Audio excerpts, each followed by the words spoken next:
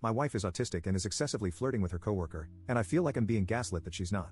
My wife and I have been together for 10 years, married for nearly 5, and we have a 3-year-old son. We are fairly happy, although we have been undergoing couples counseling for the past 6 months as we found being parents very challenging. We've been making a lot of progress with our communication lately, but today that all fell apart. My wife has autistic traits that run in both of our families, and I have ADHD, so we are a neurodivergent couple. That's probably relevant here. My wife recently moved back into our shared office as we both work from home. Today, she hopped on a video call with a guy from work whom she is friends with, and I stepped out to take a quick call about something. After my call finished, I sat scrolling through Reddit for a bit but could hear their conversation, and it increasingly made me uncomfortable. My wife sounded like a completely different person. She would tut and giggle before she said anything, constantly joking with him in every sentence. She was energetic, and it all just sounded so incredibly flirty. He had called her not for anything work-related, but to tell her he had taken a new job in the city closest to us. He currently lives far away. She said things like, "Do me a favor, when that job contract comes, just rip it up so you don't have to leave, and, as long as you are always available for me on Microsoft Teams." They then went on to confirm they had each other on WhatsApp, etc., all the while joking about various things and giggling in a way that I never hear her do, ever. They talked for 20 minutes, and I almost started to record them so she could hear herself back, but they said goodbye just after I started. It just made me feel so gross listening to it. This isn't the first time I've noticed their flirtatiousness, and I brought it up last year after she started that new job. They were calling each other outside work hours, and she added him on PlayStation. They would sit and game together in the evenings, chatting away with the same giggly, flirty tone. She talked about him a lot, telling me many personal things about his childhood, parents, and stuff. It caused issues when I brought up that it made me feel uncomfortable, especially one night when we were supposed to have time together, but she just forgot and spent the night playing with him. She denies flirting at all and just says he's a work friend.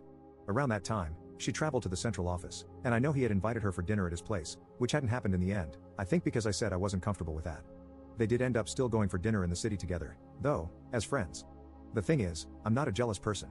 Over the years, my wife has had a few crushes, one of them being my university roommate who's like a younger brother to me.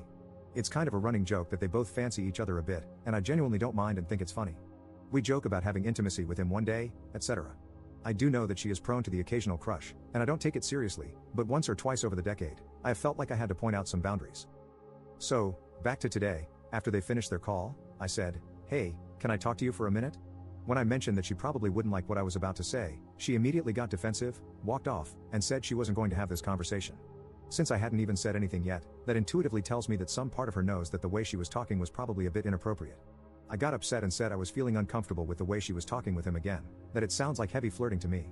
I mentioned that I would feel uncomfortable if I talked to another woman at work like that, or if a girl talked to me like that. Even as a clueless guy, I would be getting a strong vibe that she fancies me. I expressed that I feel hurt by it and that if she talked like that to me, it would be a dream come true. She basically dismissed it all very defensively and said she wasn't flirting at all, that I just didn't want her to be friends with him. She mentioned that she doesn't understand what she's done wrong and that she's fed up with me being like this, even though I haven't spoken to her about this since last summer, and I've never been jealous in our 10-year relationship. I felt like I'm being gaslit, as it seems like such obvious flirting, and she's just dismissing it as all in my head. It caused a massive argument. I'm willing to admit that me getting upset about it is likely some insecurity. But at the same time, I feel like I know what I heard, and that I'm an understanding person. I'm okay with crushing, but this just crosses a line. I should be able to say that, no? I think it's likely something to do with my wife's autistic traits and not understanding the social norms or boundaries. I don't know. She doesn't realize how flirty she's being sometimes. I think that's definitely true. I wish she would flirt with me by accident a bit more. Is it okay for me to feel upset by this? Or am I being controlling or irrational? Update 1. I ended up showing my wife the post I had written, and it was incredibly validating to feel like I wasn't going insane. We had a really difficult conversation about it all, and we were both so angry at each other until she told me the truth. In a rather heated moment, she kind of venomously said something like, "I like talking to him because when I do, I feel happy and relaxed. Like I can be myself. Which is something I can never feel when I'm around you." This really made me sad, and I instantly wasn't angry anymore. I just apologized and told her how that's just what I wanted her to feel around me again. That feeling of being herself is something she had lost after becoming a mom and the difficult few years we've had in COVID, etc. We never had any help being parents from our extended families, and so we never have time together for ourselves. She didn't have any feelings for him beyond friendship, and I do think she was genuinely being naive and also a little willingly ignorant about him pushing boundaries. A few examples came out after we talked about it. For example, at one time, he had asked to come back to her hotel room to continue chatting after a work party. This was also due to her autism, as well as not fully understanding where the boundary is. But when we looked at the big picture, she could see and did admit that she had unwittingly begun down the path of some kind of emotional affair, which she didn't really know was a thing.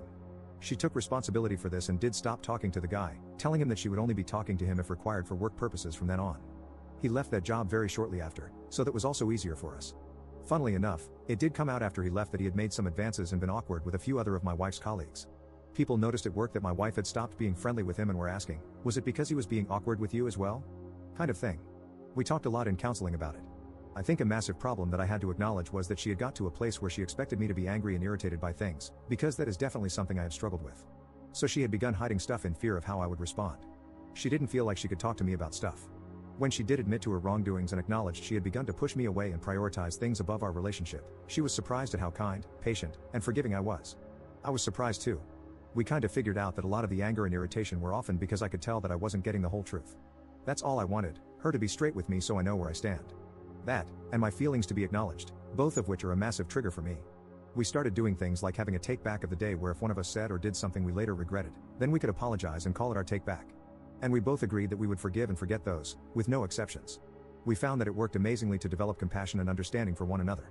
We also began working on having date nights every Friday and having difficult conversations with 100% honesty while sitting together, looking at each other, and holding hands so that we were connecting and feeling listened to.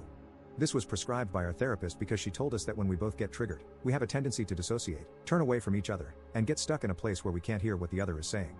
That was really tricky at times, but we've gotten pretty good at it now, and whenever we start struggling, we are very conscious to make physical contact and look at each other so we can hear and be heard. We took a break from counseling over the summer holidays because we decided we needed some time to process, and we ended up having an amazing summer. We went back for a therapy session last week, which we thought was about starting a second round. We were a bit nervous because we'd been so happy and didn't want to stir anything up.